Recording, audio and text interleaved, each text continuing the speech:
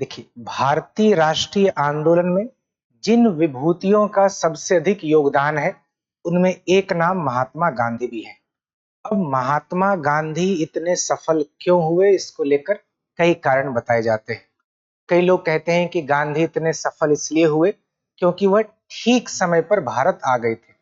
यानी उदारवाद से लोगों का मोह भंग हो रहा था, उग्रवाद से लोगों का मोह भंग हो रहा था, इसलिए गांधी सफल हो गए।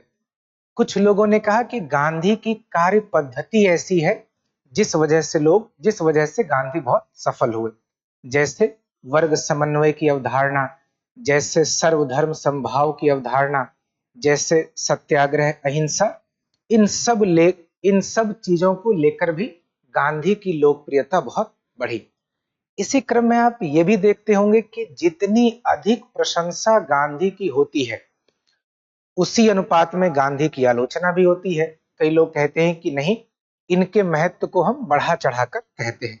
अपनी अपनी राय हो सकती है, लेकिन तब भी इतिहास में हमें कोशिश करनी चाहिए जो तर्कपूर्ण हो, जिसको लेकर प्रमाण हो, हम उसी को माने और किसी आग्रह पूर्वाग्रह से किसी का मूल्यांकन न करें।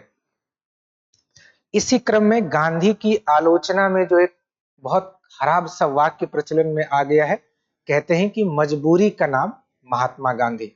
जबकि आप पाएंगे कि जो गांधीवादी पद्धति है वो मजबूरी का नाम नहीं है, बल्कि वह मजबूती का पर्याय है। कैसे है? यानी गांधी के जो सत्याग्रह और अहिंसा की नीति है, वह एक साहस, मजबूती की नीति का उदाहरण है। कैसे है? तो इसके लिए एक कहानी बहुत प्रचलित है। ध्यान रखने की ये कहानी है, वास्तविक घटना नहीं है, लेकिन गांधीवादी पद्धति को समझने के लिए इस कहानी का उपयोग किया जाता है। कहते हैं कि कहानी क्या है कि एक बार गांधी जी एक चौराहे पर बैठे हुए थे और तभी अचानक से एक गाय बहुत तेजी से भागती हुई आई चौराहे पर, यानी कि वहां से चार राहें जा रही हैं। तभी एक गाय तेजी से भागती हुई आई है और एक तरफ चली गई, और उसके ठीक पीछे से एक समूह आया है, यानी एक झुंड रहा होगा जो कसाईयों का झुंड है, जो गाय का पीछा कर रहा है उसे पकड़ेगा और उसे काटेगा। लेकिन जब तक वह झुंड आया, तब तक गाय किसी एक दिशा में चली गई और वो लोग देख नहीं पाए कि गाय किस दिशा में गई है। लेकिन गांधी जी ने तो देखा है। फिर वह समूह आया, उस समूह ने गांधी जी से पूछा कि गाय कहाँ गई है। अब गांधी के सामने दुविधा यह है कि अगर वो बता देंगे कि गाय कहाँ गई है तो कसाई उसे पकड़ेगा, गाय को मार देगा, तो जो अहिंसा का मूल्य है वो टूट जाएगा।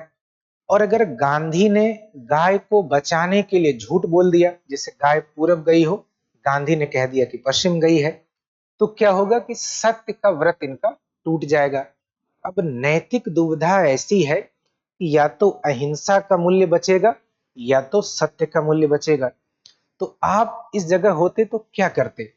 क्या आप झूठ बोलकर गाय की जान बचाते या सच बोलकर गाय की जान गंवा देते?